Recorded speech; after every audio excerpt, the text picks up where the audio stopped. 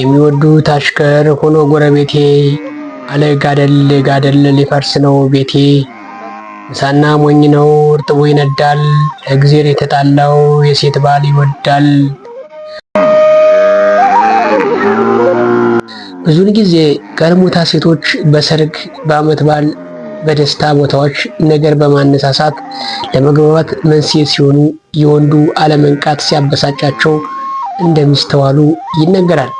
በአንድ የደስታ ቦታ ተገናኝተው ሲሽኮረመሙና በነገር ሲነካኩ ያመሹ ወንድና ሴት በመኝታ ጊዜ እንዳይነቃባቸው በተለያዩ ቦታ ይተኛሉ።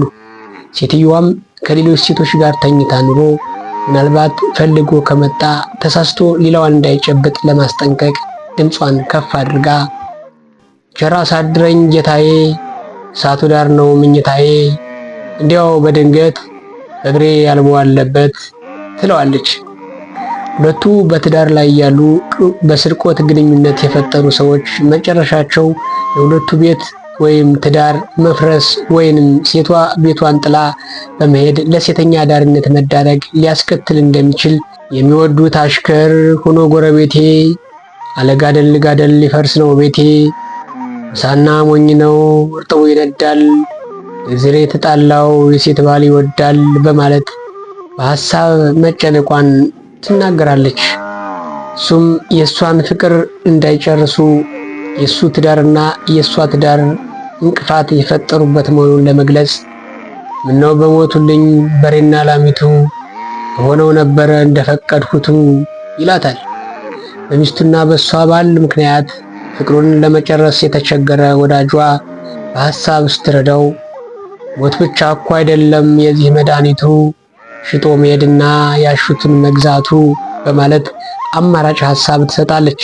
አንተም እኔም ፈተን እንደልባችን እንሁን የተባለው ግራ የገባው ተፈቃሪም ገዝቼማ ብይዝ አስማተኛው ሁሉ ታስቀድማለች ይለኛል ሰው ሁሉ በማለት ያለበትን ውስጣዊ ፍራቻ ይገልጽላታል። ሁኔታው ያላማራት አፍቃሪም ይህማ ፍርሃት ነው አሁን መጨነቅ በፊት ቀድሞ ቀረ መላ መጠየቅ ከጀመርነው ወዲያ ወደ ኋላ የለም በማለት ቁርጥ ሐሳቧን ትገልጽለታለች።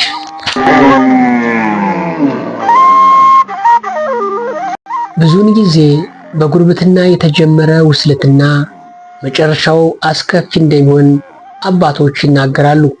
ባል በነገሩ ይደርስበትና በሚስቱ ሕይወት ወይም አካል ላይ አደጋ ያደርሳል ወይም የአማጋጩን ሕይወት ያጠፋል።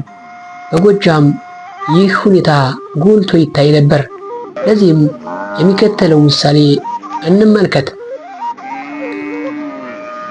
ባል ሚስቱ ከጎረቤት ወንድ ጋር መመጋጧን ይደርስበታል። ሲከታተል አንድ ዕለት ከስራ ውሎ ሲመለስ ምጣዱን ጥዳ እሳቱ እየነደደ እሷ ወደ ልማዷ ጎራ ብላ ኑሯል። ደህና ከንተሮውን ይይዝና ሲጠብቅ ብቅ ትላለች።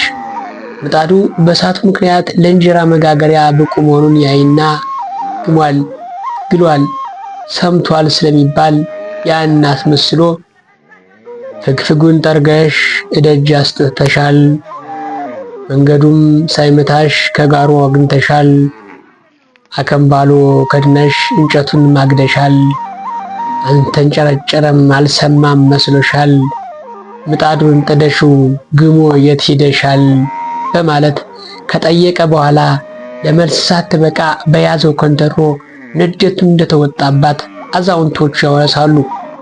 በሌላ አንጻር ግን ተሰለቻችተው የተለያዩ ባልና ሚስት የድሮ ሚስታቸውን ሌላ ወንድ ቢያገኛት ወይም ቢያገባት የሚያውቁት ወዳጃቸው አብሮ አደግ ጓደኛቸው ወይም ማህበርተኛቸው ካልሆነ በስተቀር ብዙም ለጥል አይነሳሱም።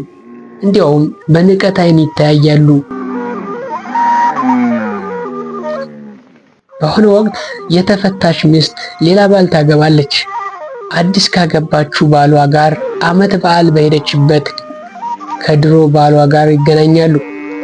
በዘፈን ላይ አንዱ ሌላው ነገር ለማነሳሳት አዲስ ባል ደጋፊ መስሎ ለመታየት አድሮ የድሮ ባሏን አንተ ምናምንቴ ምናምን ብላ ቆንጆዋ ሚስትህ ግን አለፈች ለሌላ ሲል ይደመጣል።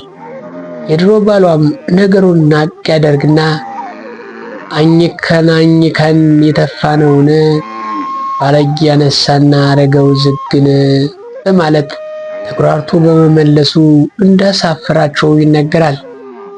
ሰላም ጤና ይስጥልን ክቡራን ተመልካቾቻችን፣ ክፍል 2 የጣውንት ግጥሞች እዚህ ላይ ያበቃል። ላይክ፣ ሰብስክራይብ በማድረግ ወዳጃችን ይሁኑ። ቀጣይ እኒህና መሰል ዝግጅቶችን ይዘንላችሁ የምንቀርብ ይሆናል። በያላችሁበት ሁሉ ሰላም ለእናንተ ይሁን እያልን የምሰናበታችሁ አዘጋጅቼ ያቀረቡላችሁ እኔ ተስፋውን ጥላሁን ነበሩ። መልካም ጊዜ